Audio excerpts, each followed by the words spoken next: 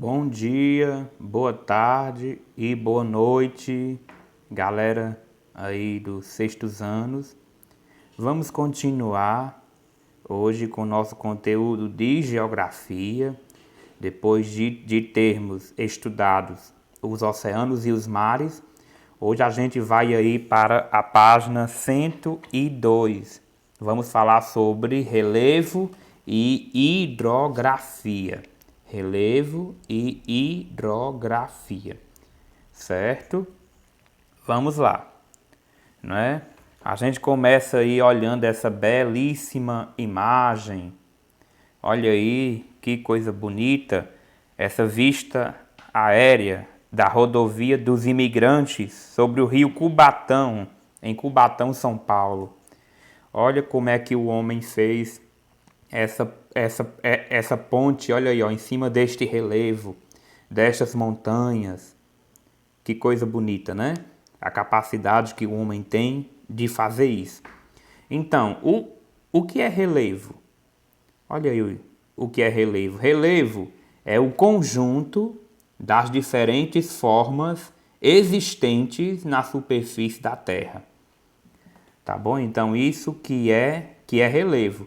São as diferentes formas que a litosfera vai se apresentando para nós. Tá bom? Então eu te convido para a gente estudar neste capítulo 9, nesta unidade 4, essas formas de relevo que o nosso planeta tem. Tá certo, gente? Ok. Hidrografia é o ramo da geografia que estuda as águas correntes, as águas paradas, as águas subterrâneas e as águas oceânicas, como nós já sabemos. Tá bom? Então, as formas de relevo influenciam os locais onde os rios nascem, por onde passam e onde desaguam. Os rios, por sua vez, eles modelam as formas do relevo. Por isso, o relevo e a hidrografia são interdependentes, ou seja, estão bem juntinhos. Relevo com a água, com a hidrografia. Tá bom? E as atividades realizadas pelo ser humano e a maneira como ele ocupa o espaço também são influenciadas pelas formas do relevo e pela hidrografia. Tá bom? E aí tem umas perguntinhas aqui só para a gente refletir, para a gente começar falando disso aqui, ó. Aí na página 103 do nosso livro do sexto ano de geografia. É possível construir em alguns terrenos inclinados sem correr risco de desabamento? O ser humano consegue viver longe de água doce dos rios? Como? O que é que vocês acham? Vamos descobrir neste capítulo, certo? Ok, vamos lá, passando aqui. Ok, olha aí, ó. O relevo terrestre, capítulo 9. Vamos lá. A gente vai ler, né? Vocês vão fazer essa leitura, certo? Começando aí da página 104 e vai todo esse nosso capítulo. A gente vai até a página 113, tá bom? Explicando, comentando esse nosso capítulo, certo? Então nós já sabemos o que é relevo, né? Ok. Então, as formas do terreno que percebemos na paisagem constituem aquilo que chamamos de relevo. O conjunto de formas da superfície terrestre apresenta altitudes variadas e terrenos inclinados, planos ou arredondados, que influenciam na ocupação do espaço e no desenvolvimento das atividades humanas. O relevo terrestre influencia a atuação das sociedades no espaço geográfico. Por isso, o estudo do relevo é essencial para o desenvolvimento das sociedades.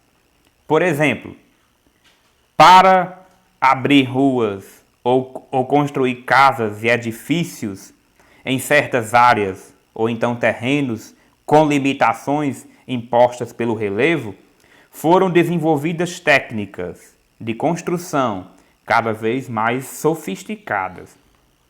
Tá bom? Então, nós hoje viu o homem, né, o ser humano, conseguiu assim, está fabricando várias máquinas, equipamentos para aperfeiçoar a sua construção para o relevo. Isso quem faz são os engenheiros civis. É aquele profissional que vai olhar a obra e ele diz, ó, ali dá para você construir usando uma coluna, com ferro, com o cimento, desse jeito assim, assim, assim. Não faça sem o ferro porque senão cai. Entendeu? Porque o solo, ele não permite que a gente faça desse jeito. Então isso são as formas de relevo que a gente tem que ver. Tá certo? E para cada construção tem que observar o terreno, a forma do relevo, né, daquele solo e, né, lá daquele chão. Tá certo? Aí nós temos aí, ó, nesse desenho aí, da página 104, as principais formas de relevo. Nós temos aí planalto, depressão, montanha e planície. Então, quais são as principais formas de relevo? Planalto, depressão, montanha e planície. Estão vendo aí, né? Ok. E a gente percebe que a depressão é essa parte mais afundada, que fica entre um planalto, entre uma montanha. Lá no meio, lá embaixo, a gente chama de depressão. E a planície é aquele terreno todo plano. Por exemplo, o Iguatu. O Iguatu é uma grande planície. É todo plano. Já que em Acopiara nós temos o que? Montanhas, nós temos depressão. Viu? Não é só a doença não, viu? Eu estou falando é do relevo. Tá bom? Pois é, então o nosso planeta é assim. Tem lugares mais altos, lugares mais baixos. Certo? E aí na outra página, nós continuamos aí, ó, aí falando sobre as montanhas. Que coisa boa montanha, né? As montanhas são as formas de relevo de maior altitude e em costas íngremes, bastante inclinadas na superfície terrestre. O conjunto de montanhas recebe o nome de cadeia montanhosa ou cordilheira. Na América do Sul, a maior cordilheira é a dos Andes, a cordilheira do Himalaia, localizada lá na Ásia. Possui o ponto mais elevado do nosso planeta, que é o Monte Everest. É a montanha mais alta do nosso planeta, é o Monte Everest, que vários alpinistas já quiseram tentar escalar para chegar até lá em cima, só que muitos já morreram, porque é muito alto e a atmosfera lá não dá para respirar, porque já é lá em cima das nuvens, de tão alto que é. Tá certo? Então montanhas é isso daí. A diferença entre altitude e altura tem diferença. E vamos saber agora aqui, olhando aqui na página 105. A altura é a dimensão de um corpo de sua base para cima. Já a altitude é a medida que nos permite conhecer a elevação das diferentes formas do relevo da superfície terrestre em relação ao nível médio do mar. Tá aí esse desenho, né, ó, aí para a gente ver a altura e a altitude. A altitude é o que está acima do nível do mar. Diz que é altitude. A altura é a base para cima. tá certo? Só para a gente ficar com isso sabendo o que é. A gente continua agora na página 106, observando esse mapa mundi planisfério, né? Principais cadeias de montanhas na superfície terrestre. Tá, aí nós temos em cada continente onde a gente encontra as altitudes maiores de montanhas que existem. A gente percebe que aqui na América do Sul, aqui ó, nós temos aqui aí nos países aí como Argentina, Bolívia, Venezuela, que é justamente a Cordilheira dos Andes, que nós já falamos. E aí também em outros continentes, olha aqui onde é que está o Monte Everest, ó. O monte mais alto do mundo, lá na Ásia, ó. Tá vendo aí, ó? Pois é. Pronto, agora vamos saber o que é planalto. Estou aqui em cima, olha aí. Os planaltos são superfícies irregulares que podem ter formatos variados, como morros, serras e achapadas. Essas áreas sofrem mais ação de agentes de erosão, como a água da chuva, os rios e os ventos, do que a ação de agentes de sedimentação. Os morros são formas de relevo como topos arredondados e altitudes entre 300 e 900 metros. Já as serras são formas geralmente alongadas com fortes desníveis, cujas altitudes podem variar de 600 a 3.000 metros. E as chapadas? Chapadas são formas de escarpas e topo plano. São constituídas em grande parte por camadas de arenito e, em geral, situam-se em altitudes acima de 600 metros. Tá bom? Então, isso tudo é planalto. Escarpa, tá aí, né? É o desnível muito acentuado no relevo terrestre. É tipo um degrau que vai subindo. Certo? Planície, agora na página 107, ó, planície. As áreas de planície geralmente apresentam superfície pouco elevadas, sem grandes desníveis no terreno. Tá bom? Planície é o que eu falei, que é o que, como o Iguatu, por exemplo. Aqui a Copiara tem mais planalto e as montanhas, né? Só que Iguatu tem mais planície, entendeu? E assim por diante. Certo? Ok. Que é isso que eu apertei. Vamos continuar aqui. Ok. Agora vamos para a depressão. Não é somente aquela doença que está atingindo o povo, não, viu? Depressão é uma forma de relevo também. As depressões são as formas... Tá aqui, ó, planície, né? As áreas de planície geralmente apresentam superfície pouco elevadas, em grandes desníveis no terreno. Geralmente estão associadas aos processos de sedimentação, isto é, são áreas de deposição de sedimentos. Depressões. As depressões são as formas de relevo de altitude mais baixa do que a dos terrenos ao seu redor. As áreas continentais abaixo do nível do mar são chamadas de depressões absolutas. Certo? A mais conhecida delas é a depressão onde se localiza o Mar Morto, no Oriente Médio. Ou seja, é o mar salgado. Tudo, né?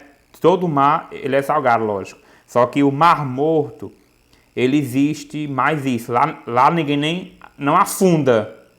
Não afunda. É o mar que ninguém afunda. É o Mar Morto. Lá, por isso que se chama assim, Mar Morto. É uma grande depressão, onde lá tem o mar salgado lá embaixo. Certo? A sua superfície encontra-se cerca de 400 metros abaixo do nível do mar. Não é acima, é abaixo. Outra área de depressão absoluta bastante conhecida ocorre lá na Holanda ou nos Países Baixos, tá bom? E tem também, além dessa depressão relativa, depressão absoluta, tem a depressão sertaneja, tá bom? Tá aí o gráfico aí pra gente ver, tá bom? Que é tipo a que acontece aqui, no nosso Nordeste. Por isso o nome, né? Depressão sertaneja. Então, quais são as formas de depressão? Depressão absoluta, depressão relativa e depressão sertaneja. Para a gente não nos esquecermos mais. Tá bom? Ok? E aí nós temos na página 109 as transformações do relevo. Os agentes internos. Ele sofre transformação. O relevo, o solo, a terra, está constantemente se transformando. Como a gente está vendo aí, ó. As forças que atuam no interior, para o exterior da Terra, modificando a superfície do planeta, são provocadas pelos agentes internos. Os principais agentes são os movimentos das placas tectônicas e as erupções vulcânicas ou os terremotos. Vocês viram passando no jornal que houve um terremoto aqui na Bahia e no Nordeste. Veja que quando acontece um pequeno tremor de terra, aqui também no Ceará. Entendeu? Por que isso acontece? As placas tectônicas aí da depressão se chocam, elas vão se chocando, porque vão se modelando e aí assim acontece esses pequenos tremores, né? Deus queira que não seja coisa muito grave ainda, né? Pois é. Também pode acontecer erupções vulcânicas, terremotos. Tudo isso faz com que o relevo ele vá se modelando, ele vá se modificando.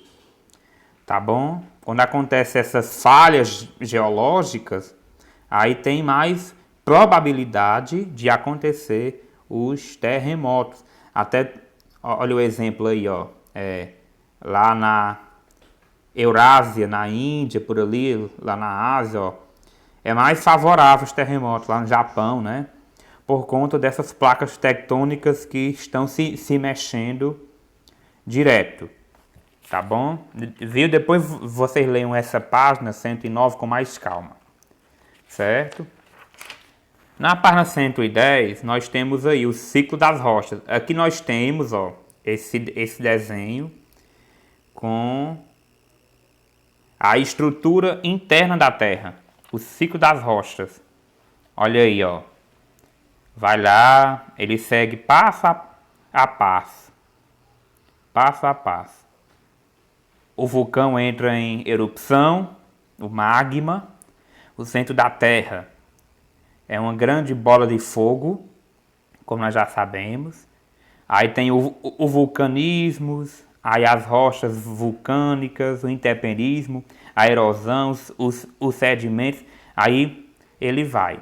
Uma boa dica de filme para a gente entender isso daqui é aquela Viagem ao Centro da Terra, que tem na Netflix. É muito bom para a gente entender isso daqui, tá bom? Transformações do relevo e os agentes externos. Aqui estava vendo os agentes internos, que são provocados pela força da natureza. E os agentes externos, que podem também se modificar o nosso relevo. Os processos químicos, físicos e biológicos que ocorrem na crosta terrestre transformam e modelam o que os agentes internos produziram. Esses processos são denominados agentes externos ou exógenos, tá bom? Isso causa alteração, muitas alterações, tá bom? Isso tudo também pode modificar o nosso relevo. Aí vem a erosão, né, na outra página.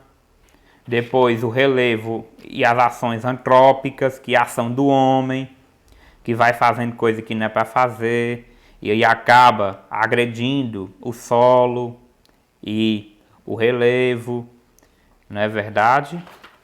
E aí vocês vão lendo aí essas páginas e vamos chegar aqui na atividade.